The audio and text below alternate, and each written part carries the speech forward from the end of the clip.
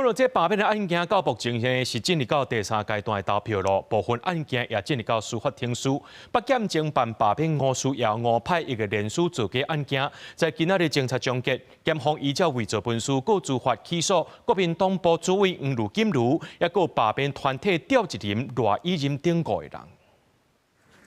台北地检署侦办罢免立委5事5派役的假造连书书发现第1阶段连书书，亲像由妄想者签名，甲非法利用告知16侦查终结，起诉国民党台北市党部主委黄如金如。罢免团体地动山摇调制人赖以任等5人。就黄宇信被告等5人，检察官依刑法行使伪造私文书罪及个人资料保护法之非法利用个人资料罪提起公诉。刘姓被告等18人均坦诚犯行，予以缓起诉处分。警方今年3月接到告发，4月敲查约谈高尚阿金健、黄如金如、曹文金、姚富文核准，在13个人也依新北县共款伫台北市。罢免拿回齐卡新霸团3度恶心，定力指控广告扛棒，互齐卡新扛起来。不过齐卡新提出合约澄清，强调家己外才是甲处处广告公司3方签约的扛棒，因为互霸团无乱伤害名誉，北市监管处也伫16进行抗验。反罢免的张贴广告，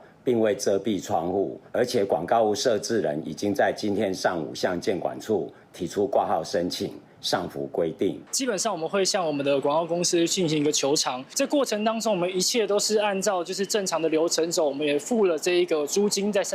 上面，的确必须要做出这样子的一个质疑。扛棒大阵脱销，王宏伟伫民权东路甲金陵路口的扛棒，互人以这类物件破坏，强调已经报案，无情锁定一男一女的嫌犯。